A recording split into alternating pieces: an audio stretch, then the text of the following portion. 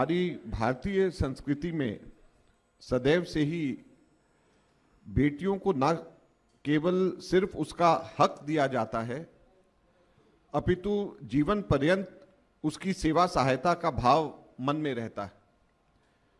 हम हर मौके पर हमारी लाडलियों के लिए अपना सर्वस्व न्योछावर कर देते हैं, मगर जो बेटियों का हक खा जाए वो पाप और श्राप दोनों का भागी होता है।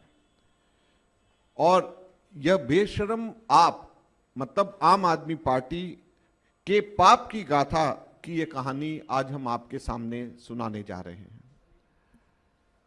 दिल्ली के अंदर दुर्भाग्यवश और नॉर्थ इंडिया के अंदर कई राज्यों के अंदर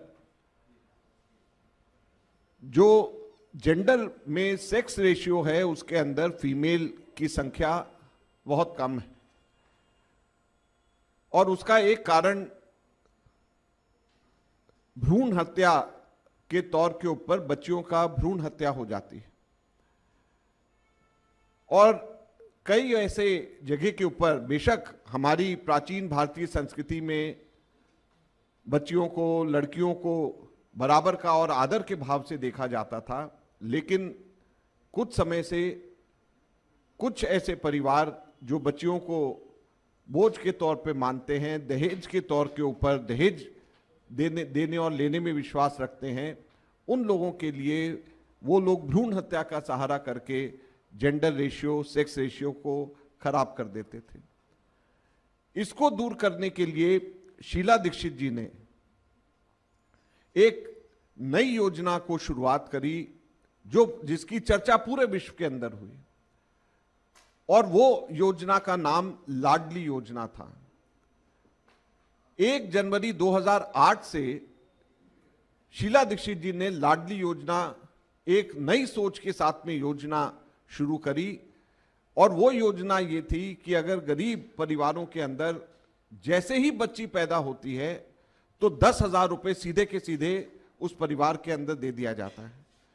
अगर घर में पैदा हुए तो 10,000 रुपए, और अगर हॉस्पिटल में या इंस्टीट्यूशन में कहीं पैदा हुए तो 11,000 रुपए दिया जाता है। ये पूरे हिंदुस्तान में कहीं पर भी नहीं था। ये दिल्ली में श्रीमती शीला दीक्षित, स्वर्गीय शीला दीक्षित जी ने बच्चियों की रक्षा करने के लिए एक शुरुआत करी।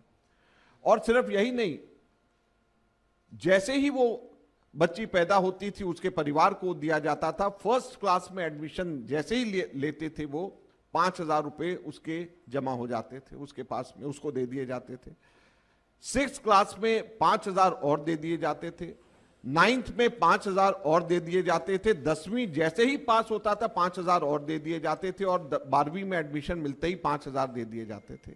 और जैसे ही वो बच्ची 18 वर्ष की होती थी उस बच्ची को 1 लाख रुपया उस बच्ची के अकाउंट के अंदर सीधे के सीधे ट्रांसफर हो जाते थे। 1 लाख रुपया एक बच्ची को जैसे ही 18 वर्ष के अंदर के होती थी वो हो जाते थे। इस तरीके की स्कीम बनाई गई थी जिसकी चर्चा देश ही नहीं विदेश के अंदर करी जाती थी, और दिल्ली की फ्लैगशिप स्कीम में से एक थी। आप सोचिए कि कितना सुंदर सोच श्रीमती शीला दीक्षित जी की उस वक्त रही होगी कि बच्चियों की रक्षा करने के लिए, भ्रूण हत्या रोकने के लिए, जेंडर सेक्स रेशियो को ठीक करने के लिए उन्होंने एक नई सोच वाली स्कीम को उस वक्त लागू किया।